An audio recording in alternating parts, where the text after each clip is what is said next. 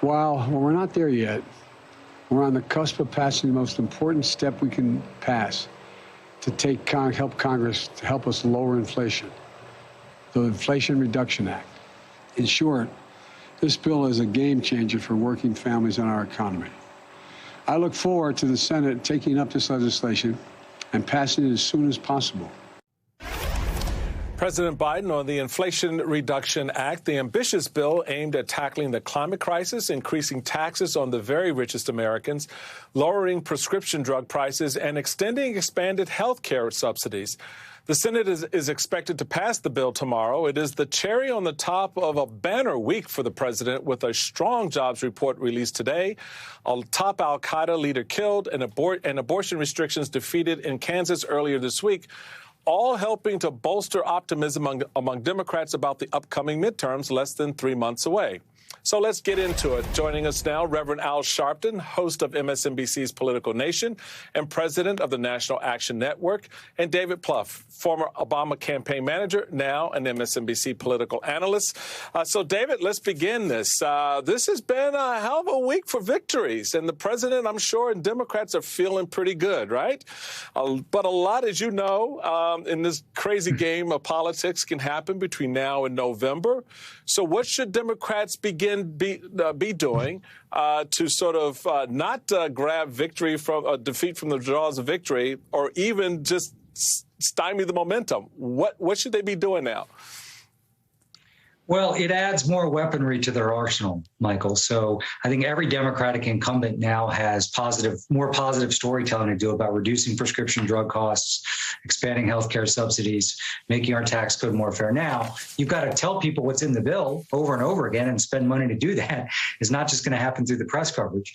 And then obviously every Republican incumbent who opposed that, Democrats, whether, challengers, can attack them. And I think what Kansas showed is now that was an election about abortion. That's all it was about. But to the extent some of these major governor's races, major Senate races, even some of these major House races, that can become as much the reality as not, you might see similar dynamics. So, it was a great week for the country, most importantly, but I think also for the president. And I think it gives Democrats more ammunition. And listen, we are getting very, very close to ballots going out. We're within a couple of months of people beginning to vote with some ferocity.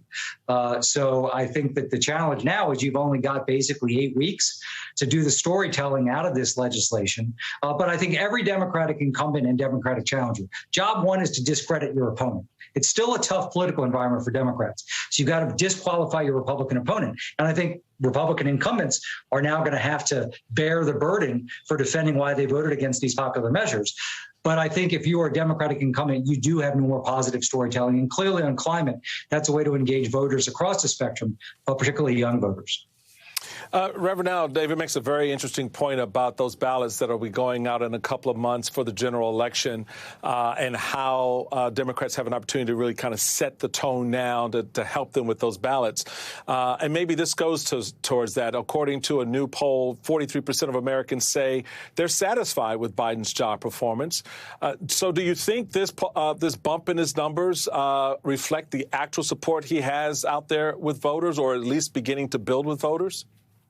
I think that he's definitely beginning to build, but I think that the building must continue, because you never know from one day to the next what will happen in the political winds turn, and you're certainly going to have major assault from your opponents.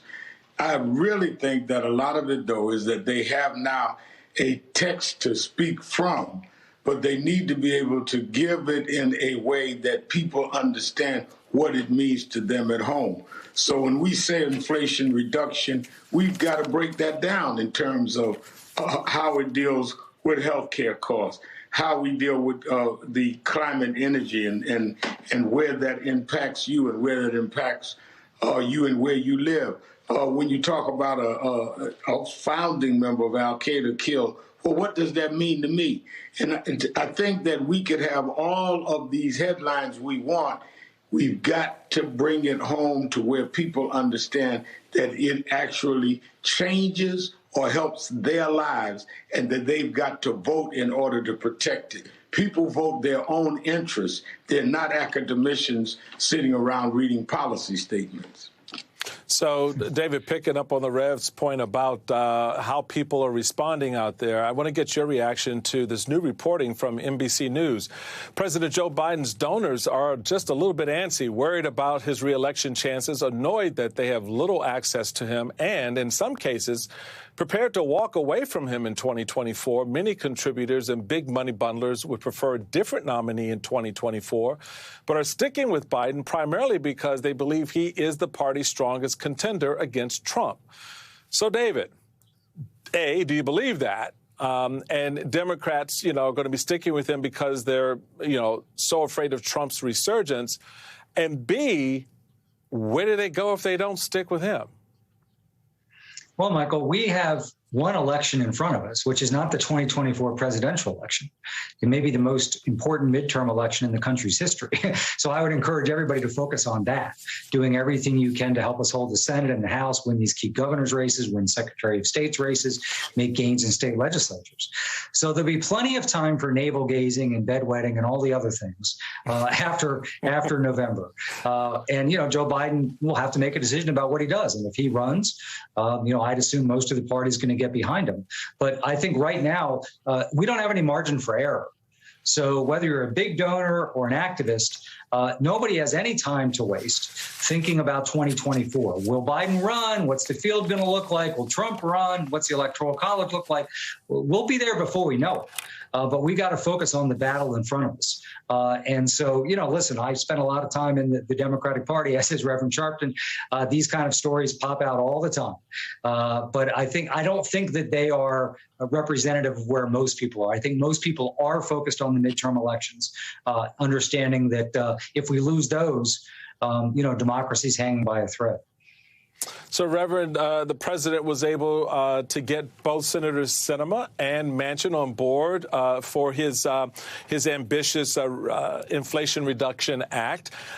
Getting those two senators was a big get, obviously. They've been responsible for killing previous parts of his agenda. So how long does this unity last? Can it hold into the fall? Well, we do not know how long it will last, but I think we're glad it lasted because of the importance of this bill. We're glad it lasted right now. I think it was a very, very big victory for the president and for Chuck Schumer. I remember when we were really frustrated with Senator Manchin and Sinema dealing with the John Lewis voting bill and then again the George Floyd bill.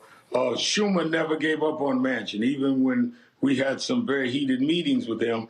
And I give Schumer credit that on this particular case, Manchin and Sinema came through. That does not mean that they have bought the whole house. They are renting a room for right now. So we'll see where it goes. I also think, though, that there's this bogus argument about 24. If the president is doing a good job, of course the president ought to be the one to run. If he decides not to run, it ought to be his decision. And I think that we should not let them drag us into that. And this bogus argument over age, I wish someone would remind people, Donald Trump is only 3 years younger than Joe Biden. And when I saw him on the golf course the other week with the Arabs, he looked like he's picking up weight. He's not aging well. He needs to push back from the fast food a little bit if they're going to use the age issue. Joe Biden looks trim and fit. You need to be careful, Mr. Trump. You lose, you're building up a little. And I'm just going to leave that there. David Plum, thank you so much. Reverend Al, my man, you're going to stick around. You'll be back with us in the next hour. Really appreciate you. Up next, Alex Jones's big payout. Lawyers today making the case that he's worth a lot more than he's let on. The jury again deliberating just how much more he should pay for his years of lies.